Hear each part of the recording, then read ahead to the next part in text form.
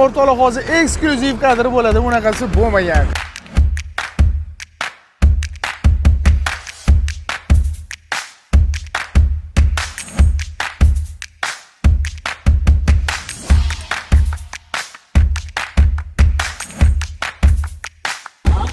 Komni qo'shamiz. Tepadagini ham qo'shamiz. Naporni bemalol kuchaytirsa bo'ladi.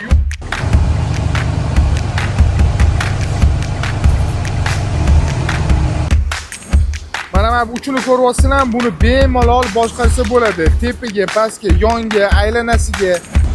Bu yoqqa o'ynatish uchun. Tushunarli.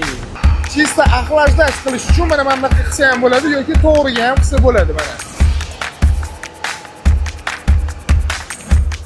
Qo'yil, mana buni texnika desa bo'ladi. Bu hali hammasi emas. Sachratib. Tushunarli.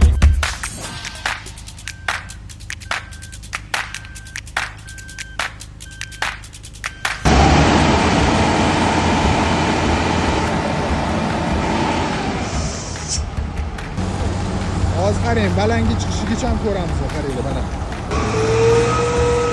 Balandligini ko'ryapsizlarmi?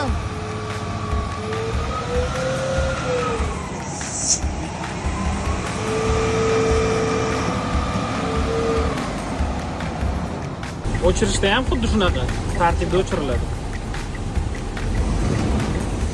Hop, endi orqasi qanaqa ishlashini sizlarga ko'rsatamiz. Mana bu yoqdan va mana bu tepasidan hammasini ko'rsatamiz. Ketdi.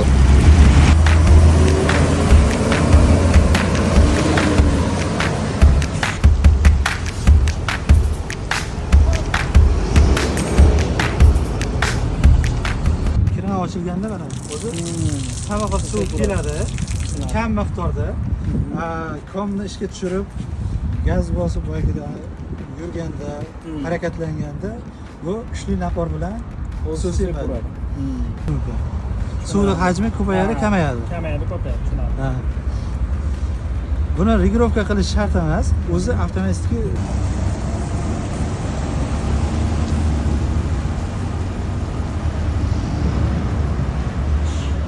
yechib olib turib, qo'lda bemalol bo'shitsa bo'ladi. Yechib olib turib, suvini turbada to'kib yuborish mumkin. Yana kranimiz bor. Bundan ham ortiqcha qolib ketgan suvlarni bemalol to'kib yuborishimiz mumkin. Qishki paytda. Tushunarli. Sug'urib, bemalol chiqarib olsak bo'ladi. Mana Tushunarli.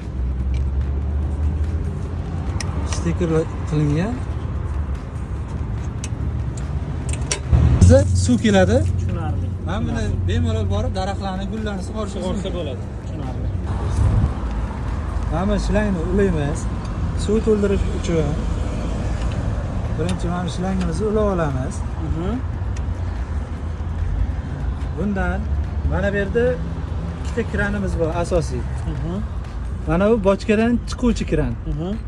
Yonkisidagi suvni o'tkazib beradigan. Mana bu tashqi tarmoqdan suv olish uchun. Mana bu ikkinchi kran so'rish uchun. Mana ikkinchi kranni yopib turamiz. Ichkaridagi suv tashqariga qaytib kelmasligi kerak. Keyin birinchi kranni ochamiz. Agar nasosga suv kelayotganda ozgina suv quyib yuborishimiz kerak.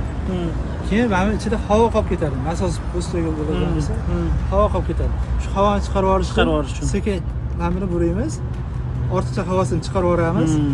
Keyin Yana yopib qo'yish bemalol kerak. yopib suv tortib olsa bo'ladi. Tushunarli.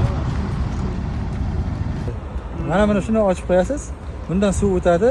Через generator tok kelgani hisobidan mana bu ichida nasosi bor. Nasos haydab beradi, keyin suvni распыление qilish boshlaydi. Bu zavat bo'lmaydi. Shuning uchun buni mana bu rechakda surib qo'yishimiz kerak. Tushunarli. Keyin zavat bo'laveradi boshqa. Zavat bo'laveradi. Monitorida soatini ko'rsatib beradi. Necha soat ishlaganligini tekshirib turadi. Buni bemalol qo'yishimiz mumkin. Bu knopkalarimiz, masalan, ventilyatorni o'chirib yoqish uchun mana bu knopkaga javob beradi. Mana bunisini bossak, ventilyatorni o'ngga chapga harakat. Mana bunisi nasos. Agar 0 holatda turadigan bo'lsa, nasos ishlamaydi. Birga o'tkazsak, o'ngga buraganimizda nasos ishlaydi. Tepaga pastga o'ynab ishlashi uchun hamma knopka javob beradi. Buni chapga qilsak o'chadi, bu hech qanaqa vazifa bajarmaydi. O'ngga qo'yib buraganimizdan keyin ishlaydi. Mana bu asosiy knopkamiz pitaniyaniki. Bu 0 holatda turganda generatorni qo'shganimiz bilan bu tizim ishlamaydi, sistema. Suv parlantirgich ishlamaydi. Agar buni qo'shganingizdan keyin hammasi birga kompleks ishlaydi. Keyin mana shu yerda ichida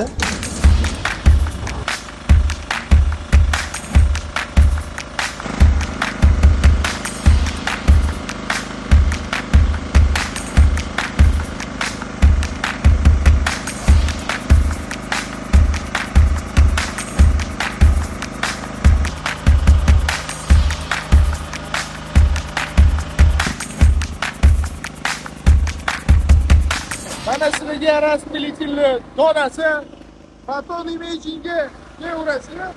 Buni bemalol sizlarga qanaqa ishlashini, nafaqat raspilitel, balki basini, oldi tarafdan qanaqa suv sepishini, mail ishlarigacha menejerlarimiz sizlarga ishlatishini ko'rsatib berishadi. Kelaverasizlar. Bularni ham, конечно, sizlar рассрочка xarid qilsanglar bo'ladi. Mana oldi tarafi.